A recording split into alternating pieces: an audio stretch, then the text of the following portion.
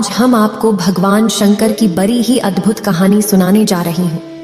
एक बार भगवान भोलेनाथ पृथ्वी लोक पर भ्रमण के लिए गए तो उन्होंने एक युवा को देखा।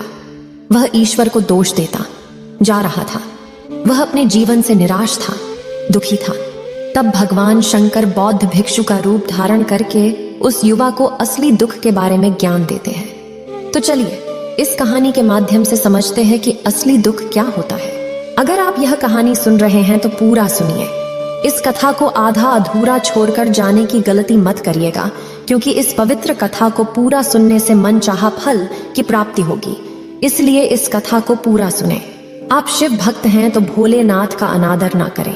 सुख और दुख एक ही सिक्के के दो पहलू हैं। ये बात तो आपने सुनी ही होगी। सुख और दुख हमारे जीवन में लगातार आते ही रहते हैं और हमें लगता है कि हमारे जीवन में हजारों दुख हैं, हजारों समस्याएं हैं। लेकिन अगर आप वास्तविक तौर पर देखें, अगर आप इस बात को अच्छी तरह से समझें, तो आप ये समझ पाएंगे कि हमारे जीवन में केवल एक ही दुख होता है। और दुख क्या है वो हम इस कहानी के माध्यम से जानेंगे। और उस दुख का निवारण, उस दुख का समाधान क्या है, वो भी हम इस कहानी में ही जानेंगे। तो इस कहानी के अंत तक जरूर बने रहिए। एक समय की बात है, एक गांव में एक व्यक्ति रहता था। उसका नाम सोनू था। वह बड़ा आलसी था और अपने जीवन से बहुत निराश था। और उसका कारण यह था कि उसने अब तक अपने जीवन में कुछ भी हासिल नहीं किया था। वह कुछ भी नहीं करता था। उसके घर वाले भी इस बात से बहुत परेशान रहते थे। वे चाहते थे कि वे बाहर जाकर कुछ अच्छा काम करें, कोई अच्छी नौकरी कर ले, लेकिन वह उनकी एक नहीं सुनता था। उसके घर वाले दूसरों का उदाहरण देकर उसे ताने मारते थे, उसे तरह तरह की बातें कहते थे, लेकिन उसे कोई फर्क नहीं पड़ता था। जबकि उसके सारे मित्र कामयाब हो चुके थे। कोई अच्छा व्यापार कर रहा था तो कोई अच्छी नौकरी कर रहा था, जिस कारण जब भी वो लोग मिलते तो वे लोग अपनी बढ़ चढ़कर बड़ाई किया करते। लेकिन सोनू कुछ नहीं करता था, जिस कारण जब भी कोई उससे पूछता कि तुम क्या कर रहे हो, तो वह कुछ नहीं कह पाता। उसे यह कहने में बहुत शर्म महसूस होती थी कि वह कुछ नहीं करता। वो हमेशा सबसे केवल एक ही बात कहता था कि मैं कोशिश कर रहा हूं। लेकिन उसकी कोशिशों का कोई भी फल किसी को नजर नहीं आ रहा था। देखते ही देखते अब ऐसा समय आ चुका था कि सोनू सभी से मुंह छिपाता फिरता, ताकि कोई उसे यह न पूछ ले कि तुम क्या करते हो, जिस कारण वो कभी किसी के सामने भी नहीं आता था। धीरे धीरे उसका मन दुखी होने लगा था। वह बहुत निराश रहने लगा था। उसे अब ऐसा प्रतीत होता था मानो वह इस धरती पर बोझ है, जिस कारण वो अपने आप को बहुत अकेला महसूस करता, बहुत तन्हा महसूस करता। एक दिन तो उसके मन में ये भी विचार उत्पन्न होने लगे कि मेरे हाथों में कुछ नहीं है, तो मैं क्या कर सकता हूँ। अकेले बैठकर वह रोता रहा और भगवान को दोष देता रहा। एक दिन छुपता छुपाता वह घर से निकलकर कहीं जा रहा था। तभी उसने रास्ते में देखा कि एक बौद्ध भिक्षु लोगों को प्रवचन दे रहे हैं और प्रवचन में वह दुख की बातें कर रहे हैं। सोनू कुछ देर के लिए अपना मुंह छुपाकर वहीं पर खड़ा हो गया, ताकि उसे कोई देख न ले, और चुपचाप वह उन भिक्षु की बातें सुन रहा था। बौद्ध भिक्षु सभी को प्रवचन में कह रहे थे कि दुख हमारा सबसे बड़ा साथी है। हमें दुख अपने जीवन के बारे में समझाता है और हमें सही जीने का तरीका बताता है। ये हमारे गुरु की तरह है, जिससे हमें सीखना चाहिए। आप चाहें तो अपने जीवन में अपने दुखों को अपना गुरु बना सकते हैं और उससे सीख सकते हैं, या फिर आप चाहें तो अपने दुखों पर बैठकर रो सकते हैं। लेकिन इससे आपको कोई लाभ नहीं मिलेगा, बल्कि आप दिन ब दिन और कमजोर होते जाएंगे, निराश होते जाएंगे। सोनू छुप छुप कर उन बौद्ध भिक्षु की ये सारी बातें सुन रहा था। जैसे ही उपदेश खत्म हुआ, वह उन बौद्ध भिक्षु के पास पहुंचा। उन्हें प्रणाम करके वह कहता है, हे महात्मा, अभी आप कुछ देर पहले दुख को गुरु बता रहे थे। आप कह रहे थे कि दुखों से हमें सीखना चाहिए, हमें उन्हें अपना गुरु बनाना चाहिए। लेकिन मैं भी तो अपने दुखों से परेशान हूँ, अपने जीवन से परेशान हूँ। मैंने अब तक जो दुख झेला है, मुझे तो कभी ऐसा प्रतीत नहीं हुआ कि मेरे दुख मुझे कुछ सिखा रहे हैं, बल्कि मुझे तो हमेशा यही लगता है कि वो मुझे पीड़ा दे रहे हैं, तकलीफ दे रहे हैं। पर दुख की पीड़ा बहुत भयंकर होती है। ऐसा लगता है अब इसके बाद हमारा जीवन समाप्त हो जाएगा, इसके बाद हमें कुछ नहीं मिलने वाला और यहाँ तक कि हमें मृत्यु भी उसके सामने कम लगती है। जब लोग ताने मारते हैं, जब लोग ये कहते हैं कि तुम क्या कर रहे हो, तो मन को बहुत ठेस पहुंचती है और मैं उनसे कुछ नहीं कह पाता। सोनू की ये सारी बातें सुनकर वो बौद्ध भिक्षुक सोनू से कहते हैं, बेटा तुम्हें क्या दुख है और तुम दुख के बारे में ऐसी बातें क्यों कर रहे हो? सोनू ने अपने ऊपर बीती हुई सारी बातें उन बौद्ध भिक्षु को बता दी और कहने लगा, हे महात्मा, क्या आपके पास मेरे दुख का कोई समाधान है? सोनू की यह बात सुनकर वो बौद्ध भिक्षु मुस्कुराने लगे और सोनू से कहते हैं, बेटा जब तुम्हारे जीवन में कोई असली दुख आए तब तुम मेरे पास आना, मैं इसका समाधान तुम्हें अवश्य बताऊंगा। उन बौद्ध भिक्षु की यह बात सुनकर सोनू थोड़ा सा अचरज में पड़ गया। उसे यह समझ नहीं आ रहा था कि क्या उसने अब तक जो दुख झेला है वह असली दुख नहीं है। उसने जो अब तक पीड़ाएं सही हैं, जो ताने सहे हैं, जो तकलीफें उठाई हैं, क्या वह असली दुख नहीं है? आगे वह मन ही मन अपने आप से कहता है कि जब मुझे मेरे अपने नहीं समझ पाए तो ये बौद्ध भिक्षु मुझे क्या समझेंगे। इतना सोचकर वह वहां से चला गया। सभी लोगों के ताने सुन सुनकर सोनू बहुत थक चुका था, तो बहुत निराश हो चुका था, जिस कारण उसने निर्णय लिया कि वह अब कुछ करके दिखाएगा। उसने अपने पिता से थोड़ा सा रुपया लिया और उस रुपया से उसने एक व्यापार शुरू किया। उसके पिता बहुत खुश थे कि कम से कम मेरा बेटा कुछ करने का प्रयास तो कर रहा है, लेकिन उसे व्यापार में कोई सफलता नहीं मिल रही थी, जिस कारण वो बहुत ही हताश हो चुका था। वह बहुत निराश हो चुका था। उसे ये समझ नहीं आ रहा था कि वह क्या करे, किस तरह से अपने व्यापार को आगे बढ़ाए। तभी उसके पिता ने उससे कहा, बेटा कोई बात नहीं, इसी तरह से प्रयास करते रहो, आज नहीं तो कल सफलता अवश्य मिलेगी। सोनू ने अपने पिता की बात मानी और अपने व्यापार में और भी कड़ी मेहनत करने लगा। धीरे धीरे उसे सफलता मिलने लगी और फिर उसने रफ्तार पकड़ ली। देखते ही देखते केवल 3 सालों के अंदर वह एक बहुत बड़ा व्यापारी बन गया। अब उसके पास धन दौलत की कोई कमी नहीं थी। लोग जो उसे पहले नापसंद किया करते थे, अब उसे पसंद करते थे, उसकी चिंता करते थे, उसके कार्यों की सराहना करते थे।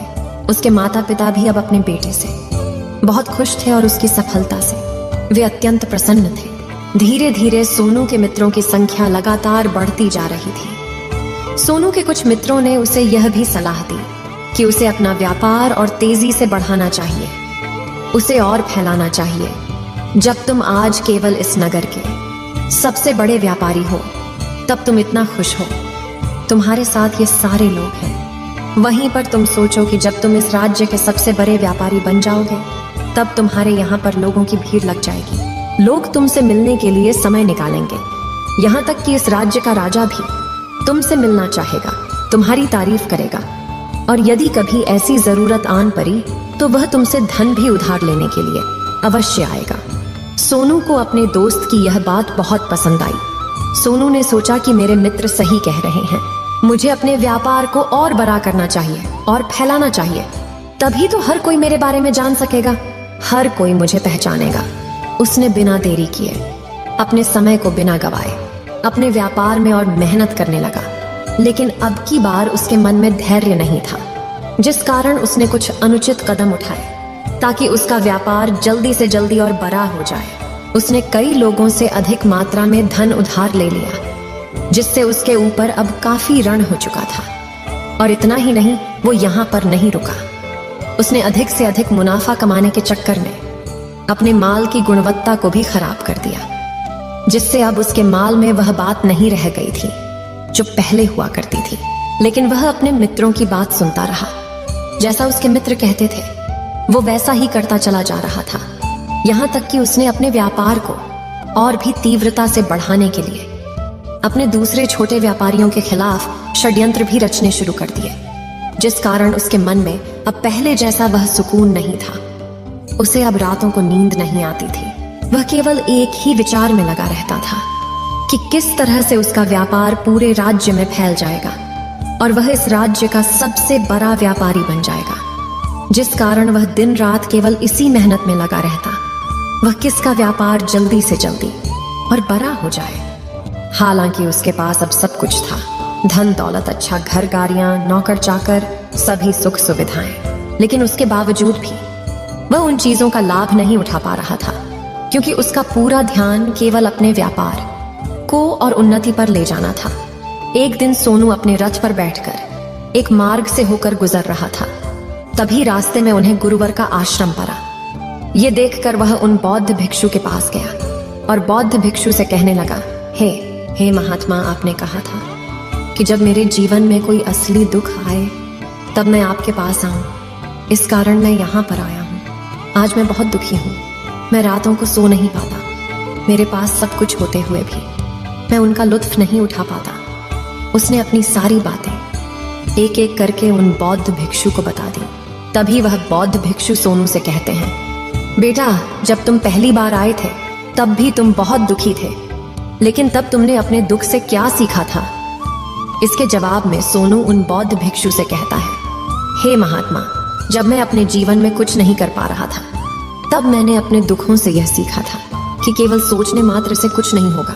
उसके लिए हमें कुछ करना भी पड़ेगा, और केवल कोई कर्म करना ही हमें सफल नहीं बनाता, बल्कि उस कर्म को उसके अंजाम तक पहुंचाना हमें सफल बनाता है।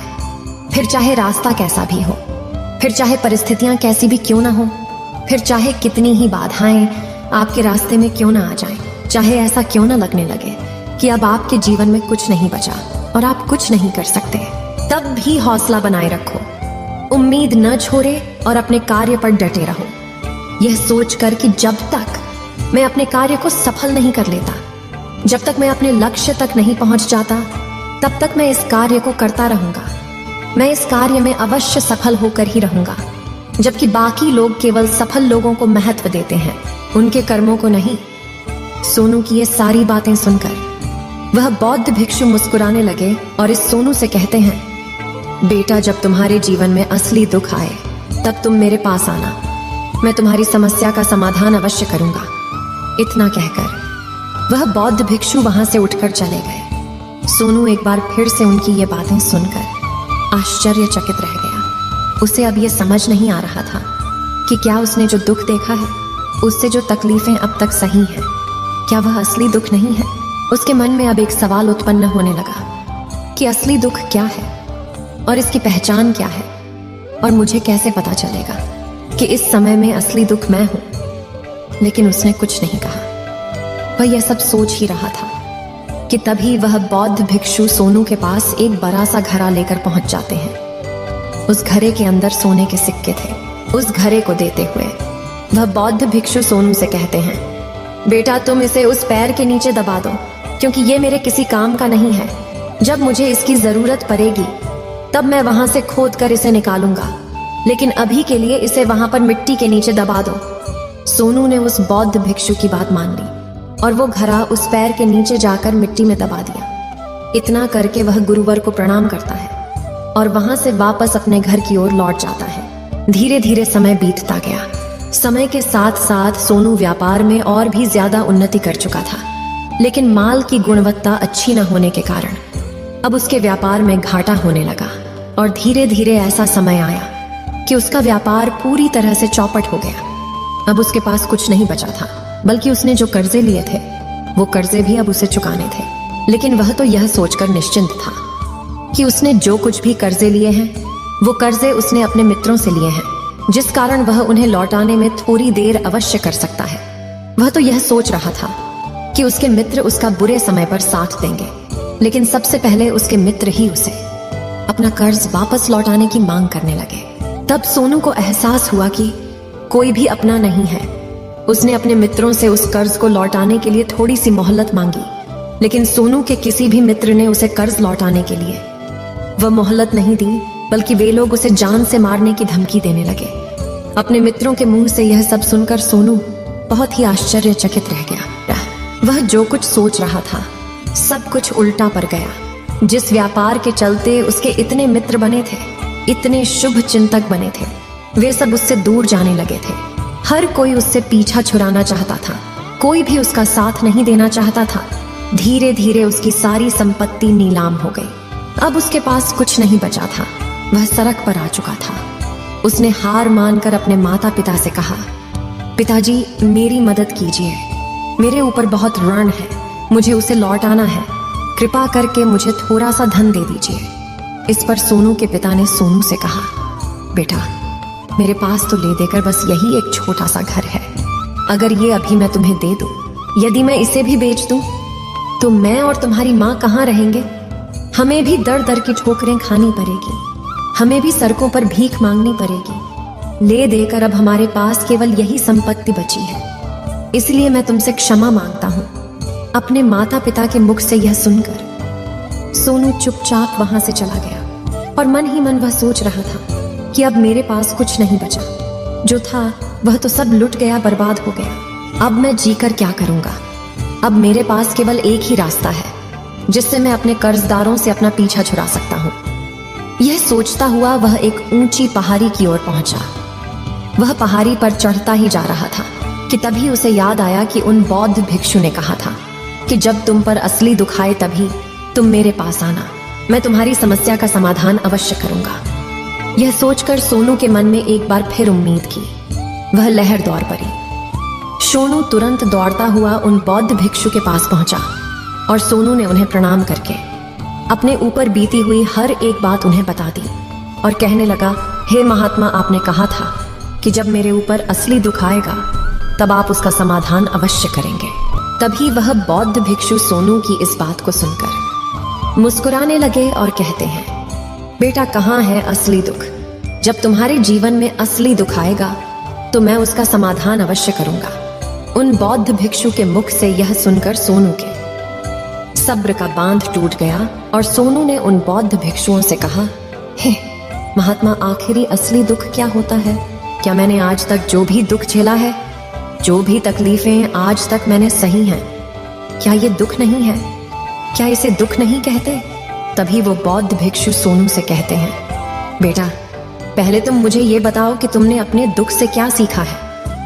इसका जवाब देते हुए सोनू उन बौद्ध भिक्षु से कहता है, हे महात्मा, मैंने तो यही देखा है कि जो लोग तुम्हारी तरक्की में तुम्हारा पीछा करते हैं, तुम्हारे साथ जुड़ते हैं, वो लोग तुम्हें अवश्य धोखा देंगे, क्योंकि ऐसे लोग बुरे समय पर तुम्हारा साथ नहीं देने वाले, बल्कि तुम्हारा फायदा उठाने का ही वह प्रयास करेंगे। इसलिए ऐसे लोगों पर भरोसा न करें, बल्कि जो लोग तुम्हारी असफलता के समय पर, तुम्हारे बुरे समय पर तुम्हारे साथ खड़े हैं, वही तुम्हारे असली मित्र हैं और वही तुम्हारे साथ रहते हैं। और ऐसे लोग तुम्हें बहुत कम मिलते हैं, और जिन्हें भी ऐसे लोग मिलते हैं उन्हें हमेशा उनकी कद्र करनी चाहिए। आगे सोनू उन बौद्ध भिक्षु से कहता है कि जब तुम कोई कार्य कर रहे हो तो उसे पूरी ईमानदारी से करो, धैर्य रखो, लालच न करो और अपने लक्ष्य तक पहुंचने के लिए किसी के लिए भी कोई षड्यंत्र न रचो, क्योंकि ऐसा करने से तुम्हारे साथ ही बुरा होगा और तुम्हें हमेशा नुकसान में रहोगे। सोनू की ये सारी बातें सुनकर बौद्ध भिक्षु उस पैर के पास पहुंचे। उन्होंने गड्ढा खोदा और वह घड़ा निकालकर उस सोनू के हाथ में थमा दिया, जिसमें सोने के सिक्के भरे हुए थे। वह घड़ा सोनू के हाथ में थमाते हुए उन बौद्ध भिक्षुओं ने कहा, लो इसे पकड़ो, और जब तुम्हारे जीवन में असली दुख आए तब तुम मेरे पास आना, मैं इसका समाधान अवश्य करूंगा। सोनू अब भी बड़ी अचरज में था। उसे यह समझ नहीं आ रहा था कि आखिर ये असली दुख है क्या। लेकिन उसने अपने हाथों में पड़े हुए उस घड़े को देखा जिसके अंदर सोने के सिक्के थे। ये देखकर उसे मन ही मन ये लगा कि चलो अब तो थोड़ी सी राहत अवश्य हो जाएगी, मैं अपने मित्र का वो कर्ज लौटा सकूंगा और एक नया व्यापार भी फिर से आरंभ कर सकूंगा। जिस कारण उसने उन बौद्ध भिक्षुओं को प्रणाम किया, उनका धन्यवाद किया और वहां से चल पड़ा। सोनू ने उस सोने के सिक्कों से सभी का कर्जा लौटा दिया और अपने लिए एक बार फिर से नया व्यापार शुरू किया। व्यापार छोटा था, लेकिन अब की बार सोनू बहुत खुश था। उसने पूरी ईमानदारी, मेहनत और लगन के साथ अपने व्यापार पर काम किया और देखते ही देखते एक बार फिर से वह एक बड़ा व्यापारी बन गया। लेकिन अब की बार वो बहुत खुश था, क्योंकि इस बार उसने कोई लालच नहीं की, न ही किसी के लिए षड्यंत्र रचा, बल्कि उसने पूरी ईमानदारी और मेहनत के साथ अपने व्यापार पर काम किया।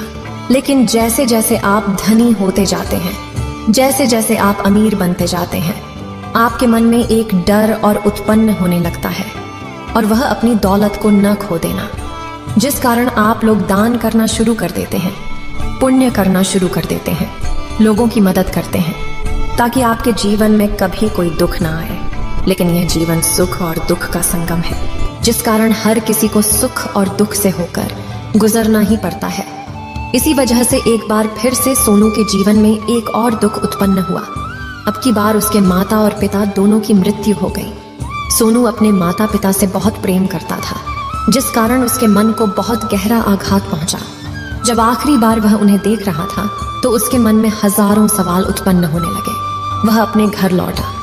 घर लौटकर उसने देखा कि जिस संपत्ति के लिए वह हमेशा लड़ते झगड़ते रहते थे, आज उसकी देखभाल के लिए कोई नहीं था। उसके माता पिता ने जो भी मेहनत की, जो भी अपने जीवन में इकट्ठा किया, सब यही रह गया। लेकिन अब सब कुछ खत्म हो चुका था और सोनू का मन अब बहुत बेचैन हो रहा था। उसके मन में हजारों सवाल उत्पन्न हो रहे थे और वह अपने आप को बहुत अकेला महसूस कर रहा था। उसे बहुत खाली सा महसूस हो रहा था। उसने इधर उधर देखा, लेकिन उसे कुछ समझ नहीं आया। तभी उसे उन बौद्ध भिक्षु की याद आई। वे तुरंत ही भागा भागा उन बौद्ध भिक्षु के पास पहुंचा।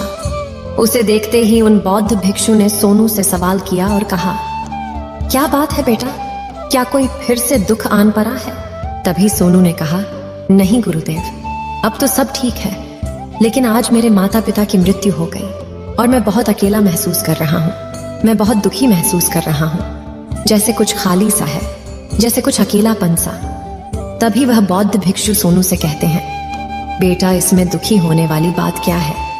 यह तो जीवन है, एक दिन तो सभी को जाना है। यहाँ पर कोई भी रहने नहीं आया और ना ही कोई रहेगा। हम सब एक न एक दिन मृत्यु को प्राप्त हो ही जाएंगे। और मृत्यु कब आएगी ये किसी को नहीं पता। हो सकता है कि तुम्हारी मृत्यु कल ही हो जाएगी या फिर आज और अभी। यह सुनकर सोनू आश्चर्यचकित रह गया। उसने उन बौद्ध भिक्षु से कहा, हे महाराज, आप ये क्या कह रहे हैं? मैं तो अभी जवान हूँ और मुझे तो अभी अपनी पूरी उम्र जीना है। मैं तो जीना चाहता हूँ, कुछ करना चाहता हूँ, और आप कह रहे हैं कि मैं कभी भी मृत्यु को प्राप्त हो सकता हूँ। इस पर वो बौद्ध भिक्षु सोनू से कहते हैं, बंदे, इस भ्रम में मत रहना कि मृत्यु केवल बूढ़े को आती है। बूढ़ों के सामने तो उनके जवान बच्चे तक मर जाते हैं। मृत्यु कभी किसी की उम्र देखकर नहीं आती और ना ही किसी को बताकर आती है। उन बौद्ध भिक्षु के मुख से ये सारी बातें सुनकर सोनू और भी ज्यादा बेचैन हो गया और वो चुपचाप वहां से चला गया। उसके मन का वो खालीपन अब भी वैसे ही था। वह भी अपने आप को बहुत अकेला महसूस कर रहा था। उसके बाद से उसका मन अपने व्यापार में भी नहीं लगता। जब भी वह कोई कार्य करता तो उसके मन में ढेर सारे प्रश्न उठने लगते हैं। वो क्या कर रहा है, क्यों कर रहा है, और उसने इस कार्य को क्यों किया? उसके मन में अब एक और प्रश्न उत्पन्न होने लगा था, क्या हम यहाँ पर केवल इसीलिए आते हैं कि इस जीवन को भोगे और एक दिन मृत्यु को प्राप्त हो जाए? वह यह समझ नहीं पा रहा था कि जीवन का असली मतलब क्या है। उसने कई विद्वानों से पूछा, अपनी तरफ से जो मुमकिन हो सकता था खोजबीन की, लेकिन उसे कोई भी जवाब नहीं मिल पा रहा था। और जब उसे कोई जवाब नहीं मिला तो उसका दुख और भी बढ़ गया, जिस कारण उसके मन की बेचैनी और भी बढ़ चुकी थी और उसे यह समझ नहीं आ रहा था कि वह क्या करे, कहाँ जाए, किससे पूछे। तभी उसे फिर से उन बौद्ध भिक्षु की याद आई। वे एक बार फिर से उन बौद्ध भिक्षु के पास पहुंचा और उसने अपने मन की सारी बातें उन गुरुवर को बता दी। तभी वो बौद्ध भिक्षु मुस्कुराने लगे और सोनू से कहते हैं, बेटा, आज पहली बार तुम्हारे जीवन में असली दुख उत्पन्न हुआ है। वास्तव में तो यही है जिसे हम दुख कह सकते हैं, जो दुख कहलाने लायक है कि हमें पता ही नहीं हम क्या कर रहे हैं, कहाँ जा रहे, क्यों जा रहे हैं, वो कौन है, क्या है, क्यों है, हम क्या करना चाहते हैं। तभी सोनू ने कहा, हे महात्मा, मेरे इस दुख का समाधान कीजिए, मुझे इस दुख का निवारण दीजिए। तभी वह बौद्ध भिक्षु सोनू से कहते हैं, हम सबके अंदर क्रोध, लालच, लोभ जैसी कई वासनाएं हमारे अंदर घर करके बैठ जाती हैं, जिस कारण हम अपने जीवन को टुकड़ों में जीते हैं और हमारी चेतना कभी एक नहीं हो पाती। हम कभी एक जगह सोच नहीं पाते, समझ नहीं पाते और हमारी ऊर्जा शक्ति भी पूरी तरह से छिन्न भिन्न हो जाती है। और आजकल के इस दौर में हमारे पास तो इतना भी समय नहीं कि हम एक पल निकाल करके, एक पल के लिए मूर कर अपने आप को देख सकें, अपने आप को समझ सकें। वास्तविकता में हर कोई यहाँ पर अपने जीवन भर केवल दुख दुख कहकर चिल्लाता रहता है, उसका समाधान निकालने का हर मुमकिन प्रयास करता है। लेकिन जिसे हम दुख समझते हैं वह तो दुख है ही नहीं, तो इसका समाधान आपको कहां से मिलेगा? ये तो परिस्थितियां हैं जिसके कारण हम अपने आप को दुखी समझते हैं, अपने आप को तकलीफ में समझते हैं। जैसे हम एक परिस्थिति से निकलते हैं, हम किसी दूसरी परिस्थिति में फंस कर रह जाते। जिस प्रकार हम पहली समस्या का सामना करते हैं, उसी प्रकार हम दूसरी समस्या का भी सामना करते रह जाते हैं। और जब हम इन परिस्थितियों से हार मान लेते हैं, जब हमें लगता है कि अब कोई रास्ता नहीं बचा, तब हमारे सामने हमें केवल एक ही रास्ता नजर आता है और वह है मृत्यु। लेकिन यह कोई समाधान नहीं है, ये कोई रास्ता नहीं है। इसलिए यदि आप सचमुच अपनी समस्याओं का समाधान चाहते हैं तो अपने आप को इकट्ठा करना सीखें। अपनी ऊर्जा को इस संसार में वापस कीजिए, उसे एक कर और अपने ऊपर ध्यान लगा। मृत्यु से पहले अपने आप को पहचानो, अपने आप को जानो, अपने आप को बिखरने न दो। तभी सोनू उन बौद्ध भिक्षु से कहता है, हे महाराज, तो क्या हमें इस जीवन को नहीं जीना चाहिए? क्या हमें अपनी इच्छाओं को नहीं पूरा करना चाहिए? तभी वह बौद्ध भिक्षु सोनू के इस सवाल का जवाब देते हुए कहते हैं कि हमें किसी से भी लगाव नहीं रखना चाहिए, हमें अपनी इच्छाओं को मार देना चाहिए, हमें संपत्ति इकट्ठा नहीं करनी चाहिए। क्योंकि हम मनुष्य की इच्छाएं, कामनाएं, वासनाएं ऐसे होती हैं जैसे मानो कि एक पर्वत से गिरता हुआ झरना, जिस पर किसी का नियंत्रण नहीं है सिवाय देखते रहने के और परेशान होने के। लेकिन जब तुम अपने ऊपर ध्यान देने लगते हो, तब तुम अपने आप को पहचान जाते हो, समझ जाते हो, तब तुम इस पर नियंत्रण पा सकते हो। तब इच्छाएं भी तुम्हारे वश में होती हैं और फिर तुम चाहो तो उन इच्छाओं पूर्ति भी अवश्य कर सकते हो। गुरुदेव की ये सारी बातें सुनकर सोनू ने गुरुदेव से कहा, हे महाराज, आपका बहुत बहुत धन्यवाद। आपने मेरी सबसे बड़ी समस्या का समाधान आज कर दिया है। मैं आज से अपने आप को एकत्रित करूंगा।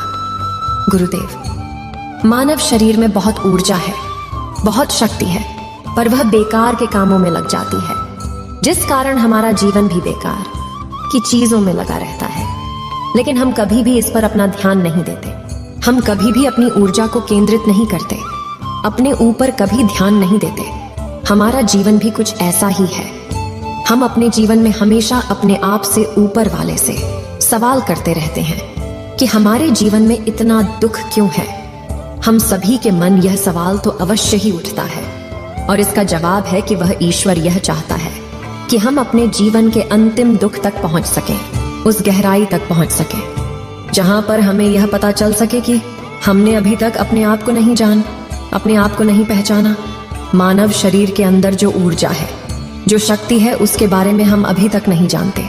हम अपने आप को चाहे तो एकत्रित कर सकते हैं, अपने आप पर नियंत्रण पा सकते हैं, लेकिन हम अपनी इस ऊर्जा का बेअर्थ उपयोग करते रहते, व्यर्थ की चीजों में लगा देते, जिस कारण हम अपने आप को कभी नहीं पहचान पाते और ना ही कभी अपने आप पर नियंत्रण पा सकते हैं। लेकिन यदि आप अपने आप को जानना चाहते हैं, अपने आप को पहचानना चाहते हैं, तो पहले आपको खुद को एकत्रित करना होगा।